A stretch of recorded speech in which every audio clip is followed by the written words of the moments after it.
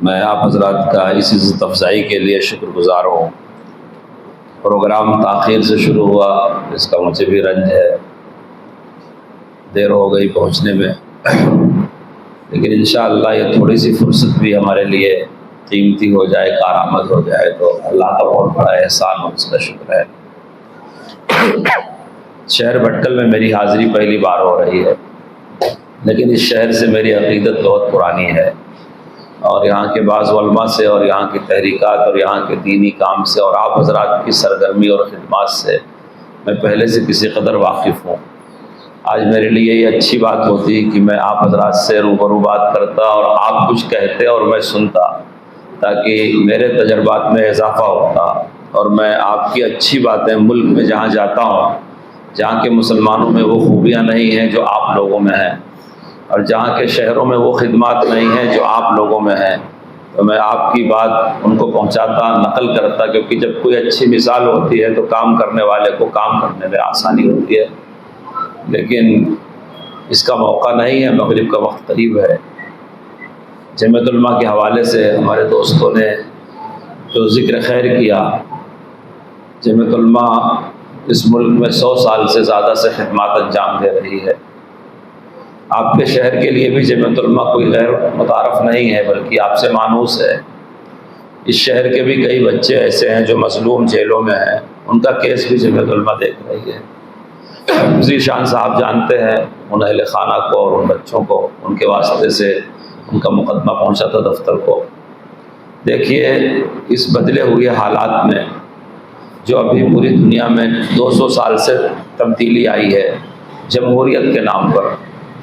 پہلے بادشاہت تھی اور وہ نسلی ہوا کرتی تھی یا فوجی قوت کے بل بوتے پر ہوتی تھی، لیکن یہ دنیا ایک ایسے دور میں داخل ہوئی جہاں بادشاہت نہیں ہے، بلکہ ہر آدمی کی اپنی حصے داری ہے سلطنت میں، حکومت میں، اور قوانین کا ماخذ عوام ہوتے ہیں۔ عوام ہی قانون بناتے ہیں، اپنے لیے بناتے ہیں اور اپنے پر نافذ کرتے ہیں، جسے جمہوری دور کہا جاتا ہے۔ جب اس کا دائرہ وسیع ہونے لگا تو ہمارے ملک میں بھی یہ چیز آئی۔ اس وقت یہاں انگریزوں کی حکمرانی تھی، انگریز اپنے حکمرانی کو جائز قرار دیتے تھے اور اسے بھی جمہوری نام ہی دیتے تھے، لیکن ہندوستانیوں کا درجہ دوسرا تھا۔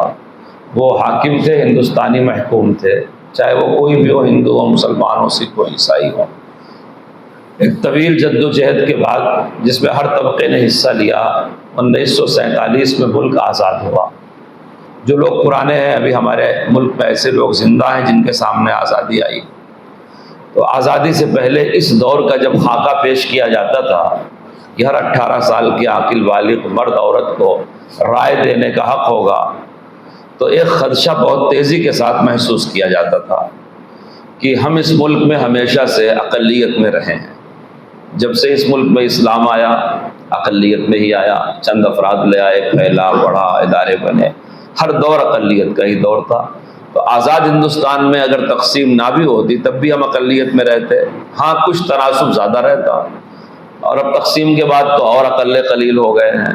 تو اس وقت ہمارے اکابر سے، ہمارے علماء سے، کیونکہ بظاہر علماء کے لیے ملکی معاملات میں حصہ لینا اور ملکی معاملات پر اپنی رائے رکھنا اور کسی انقلاب کے لیے اگلے صف میں جانا، یہ لوگوں کی توقعات کے خلاف ہوا کرتا تھا، اور حکومتیں بھی یہ نہیں چاہتی تھی کہ علماء کرام قیادت کریں۔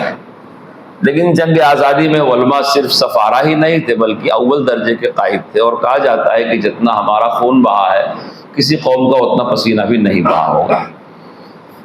تو لوگ ہمارے علماء سے، خاص طور سے مولانا حسین احمد مدنی رحمۃ اللہ علیہ سے سوال کیا کرتے تھے کہ جب ملک آزاد ہوگا تو فائدہ کیا ہوگا؟ تو ان کو بتایا جاتا کہ مذہبی آزادی ہوگی۔ اب پھر یہ کہتے ہیں کہ آزادی کے بعد جب رائے دیں گے حکومتیں بنانے کے لیے، آپ غور کرو، ایک کونسلر سے لے کر کے، ایک گرام پنچایت کے پردھان سے لے کر کے صدر جمہوریہ تک کا انتخاب ووٹ کی بنیادوں پر ہوتا ہے۔ یہ سیکولر طریقہ ہے، تو ہمارا ووٹ تو کم ہوگا، پھر ہم محفوظ کیسے رہیں گے؟ اکثریت اقلیت کو ناجائز طور پر استحصال کرے گی، دبائے گی، کھا جائے گی۔ آج بھی بہت سے لوگوں کے دل میں خیالات آتے ہیں، سوالات کی تو ایک بڑی فہرست ہوتی ہے، لیکن ہر سوال نہیں ہوتا، بلکہ کچھ بنیادی سوالات ہوتے ہیں جن سے دوسرے سوالات پیدا ہو جاتے ہیں۔ تو مولانا حسین احمد مدنی رحمۃ اللہ علیہ، جن کی زندگی کا برسہ برس جیلوں میں گزرا تھا، اور جو حضرت شیخ الہند رحمۃ اللہ علیہ کے بعد صف اول کے قائد تھے، اور ماضی حال مستقبل کو اچھی طرح سمجھ رہے تھے، وہ سمجھ کر کے ہی پیغام دے رہے تھے، قیادت کر رہے تھے، قربانیاں بھی دے رہے تھے۔ وہ بڑے واضح لفظوں میں دو بات اپنی قوم کو سمجھایا کرتے تھے۔ میں سمجھتا ہوں اگر میں اس کا مذاکرہ کر لوں اور ہمارے اور آپ کے سمجھ میں آ جائے تو ہمارے اس شہر کے لیے، اطراف شہر کے لیے، اور ہمارے ضلع کے لیے، جہاں تک بھی ہمارا اثر رسوخ پھیلا ہے، ہم اس سے کچھ سبق حاصل کر سکتے ہیں۔ حضرت کہا کرتے تھے کہ ہم یہاں اپنے ایمان اور اسلام پر کسی کے بھروسے پر عمل نہیں کر رہے، ہم کسی کے مرہون منت نہیں ہیں۔ یعنی اسلام میں خود اتنی خوبی ہے کہ وہ سخت سے سخت ماحول میں پنپ سکتا ہے، پھیل سکتا ہے اور بڑھ سکتا ہے۔ فرمائے تھے جیسے ہم اپنے بلبوتے پر آزادی حاصل کر رہے ہیں، ہماری قوم اپنے ہی بلبوتے پر اپنے آزادی کی حفاظت کرے گی۔ یہ بڑی بنیادی سوچ ہونی چاہیے، صرف مولانا حسین احمد مدنی کی نہیں، صرف جمعیت علماء ہند کی نہیں، بلکہ ہم میں سے ہر ایک مسلمان کی یہ سوچ ہونی چاہیے کہ ہم نے انگریزوں کی غلامی کو ترک کیا ہے اور قوت سے آزادی حاصل کیا ہے، قربانیوں کے بعد حاصل کیا ہے۔ تو جس بلبوتے سے ہم نے آزادی حاصل کیا ہے، اسی بلبوتے سے ہم اس آزادی کی حفاظت بھی کریں گے اور آزاد رہنا سیکھیں گے۔ ہماری یہ آزادی، اور خاص طور سے مذہب پر عمل کرنے کی آزادی، یہ کوئی ہم سے چھین نہیں سکتا۔ دوسرا سوال جو حضرت سے ہوا کرتا تھا اور علماء سے بڑی بڑی کانفرنسوں کا موضوع ہوا کرتا تھا، وہ کہتے تھے کہ انگریز کے دور میں بھی تو مذہبی آزادی ہے، جمعہ ہوتا ہے، عید ہوتی ہے، قربانی ہوتی ہے، اذان ہوتی ہے، اپنے مذہب پر عمل کی رعایا کو آزادی ہے۔ تو علماء یہ سمجھایا کرتے تھے کہ انگریزی دور کی آزادی رعایتاً ہے، اور جب دستور سازی ہمارے ہاتھ میں ہوگی، ہم قانون بنانے کی پوزیشن میں رہیں گے، قانون ساز اسمبلی تک ہم پہنچیں گے، دستور سازی ہم کریں گے، اور آئندہ بھی یہ دروازہ کھلا رہے گا۔ آج بھی ملک میں دستور سازی، بعض قوانین ایسے بن رہے ہیں اس وقت بھی جو ہمارے اور آپ کے مذہب، دین، وقار، شان، شاعر کے خلاف ہیں، ہم کو اعتراف ہے اس کا، لیکن یہ ایسا کوئی دروازہ نہیں ہے کہ جو ہمیشہ کے لیے پیک ہو گیا ہے۔ جن پروسیس سے، جن راستوں سے آج آپ کو ہراساں کرنے اور آپ کے استحصال کے لیے قوانین بن رہے ہیں، وہی راستے ان دروازوں کے کھولنے کے بھی ہیں، اور اس کی کنجی ہمارے ہاتھ میں بھی ہے۔ ہم کو ہمارے ہاتھ تو نہیں کاٹے جا سکتے، ہم کو محروم تو نہیں کیا جا سکتا۔ تو حضرت سمجھایا کرتے تھے کہ انگریزی دور کی مذہبی آزادی رعایتاً ملی ہے، جیسے آقا اپنے غلام کو دیتا ہے، اور آزادی کے بعد کی جو مذہبی آزادی ہوگی وہ بطور حق کے ملے گی، جیسے باپ کے بعد بیٹے کو وراثت ملتی ہے، اس میں کوئی کسی کو محروم نہیں کر سکتا۔ یہ بنیادی حوصلے اور فکر کی بات ہے۔ ہم کو اسی آئینے میں اپنے ملک کے حالات کو دیکھنا چاہیے اور باحوصلہ ہو کر کے اس ملک میں رہنا چاہیے۔ ہم اپنے بلبوتے پر کیسے اس ملک میں آزادی کے ساتھ مذہب پر عمل کر سکتے ہیں؟ وہ بلبوتا کیا ہے؟ جب کہا جاتا ہے کوئی بلبوتا، کوئی قوت، کوئی طاقت، تو فوراً بعض لوگوں کا ذہن عسکری قوت کی طرف جاتا ہے، بعض لوگوں کا ذہن قیادت کی طرف جاتا ہے، بعض لوگوں کا ذہن سیاست کی طرف جاتا ہے۔ یہ سب چیزیں طاقت نہیں ہیں، یہ طاقت کا نتیجہ ہوتی ہے۔ سیاسی قیادت، سیاسی غلبہ، یہ قوت کا نتیجہ ہوتی ہے، لیکن جو اصل قوت ہے وہ حاصل ہوتی ہے خدمت خلق سے، حسن اخلاق سے، تعلیم سے، تنظیم سے، اتحاد سے۔ یہ وہ الفاظ ہیں جو کہنے کے لیے تو بہت چھوٹے ہیں۔ قوم کا اتحاد بہت ضروری ہے، لیکن جب تعلیم نہیں ہوگی تو اتحاد کے حدود بھی نہیں معلوم ہوں گے۔ ہمارا ملک مختلف طبقوں کا گہوارہ ہے، اور مسلمانوں میں مختلف فرقے، مختلف خاندان، مختلف زبان، مختلف مذاہب ہیں۔ اب ظاہر ہے ایسا اتحاد، جیسا آپ کبھی جلسے جلوس میں سنتے ہوں گے کہ لوگ کہتے ہیں سب لوگ اپنے اپنے اختلافات بھول جاؤ، متحد ہو جاؤ۔ اتنے اندھے اتحاد کی دعوت وہی دے سکتا ہے جس کو اتحاد کے حدود و قیود نہ معلوم ہو۔ ہندوستانی مسلمانوں کا اتحاد دراصل مسئلوں پر اتحاد ہے، پرابلمز پر اتحاد ہے، جو ملک کے حالات ہے اس پر اتحاد ہے، کہ یہ ادراک ہو کہ اس وقت مسلمانوں کے ساتھ کیا ہو رہا ہے، اس نرغے سے نکلنے کے لیے ہم سب متحد ہو جائیں۔ اتحاد کا یہاں یہ مطلب نہیں ہوتا کہ ہر آدمی اپنے خاندان کو، اپنے شاعر کو، اپنے زبان، اپنے قبیلے، اپنے ریاست کو چھوڑ دے اور متحد ہو جائے۔ ہم کو جو ہندوستانی ہونے کا تصور ملا ہے یہ وہی متحدہ تصور ہے جو ساری حدود سے اوپر اٹھ کر کے ہوتا ہے. ایک وسیع اتحاد کا نام جمہوریت ہے.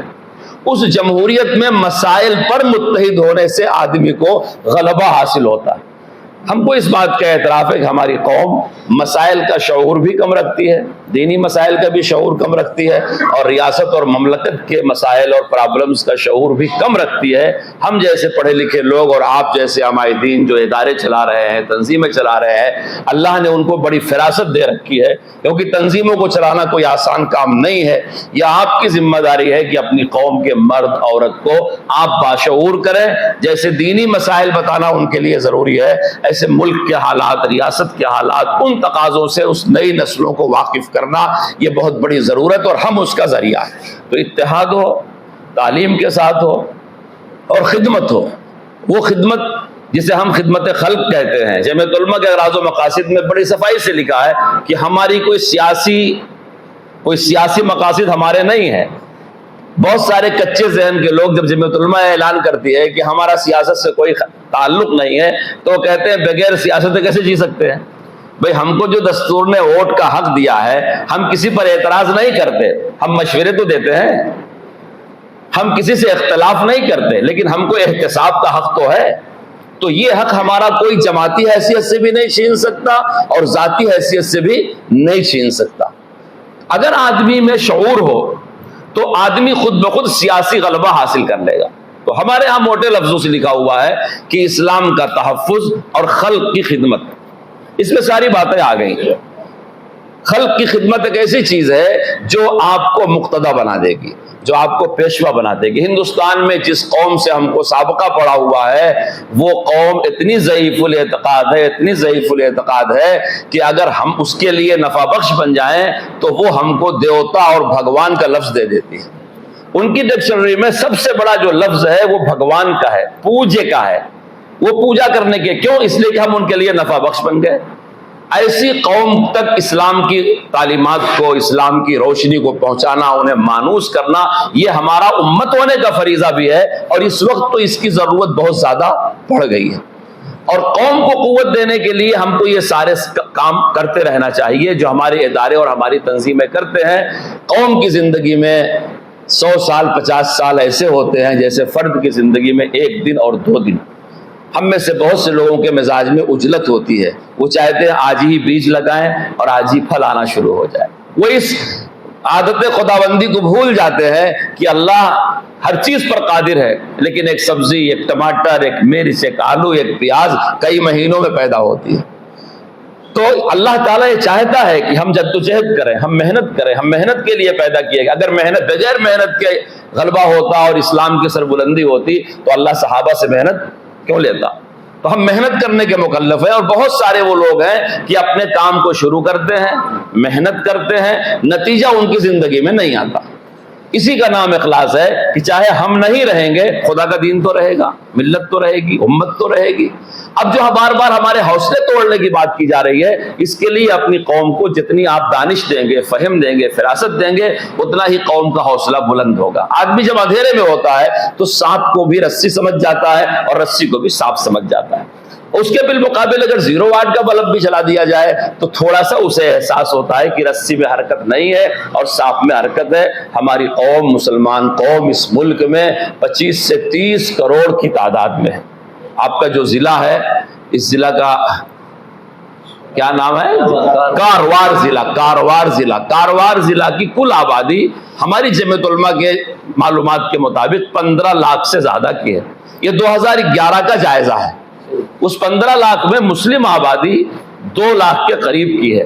یہ بھی 2011 کا جائزہ ہے, جس کا فیصدی 13-14 کے درمیان بنتا ہے. میں سمجھتا ہوں اس 2 لاکھ کی 1/4 آبادی آپ کے شہر میں ہے. تو اگر آپ تھوڑا سا باشعور ہو جائیں اور اپنے کام کو تھوڑا سا پھیلا دیں اور ملکی مسائل کا ادراک رکھیں اور مل بیٹھ کے سوچنے کی عادت ڈالیں تو آپ اپنے پورے ضلع اور پوری ریاست کے لیے بہت بہترین نمونہ بن سکتے ہیں.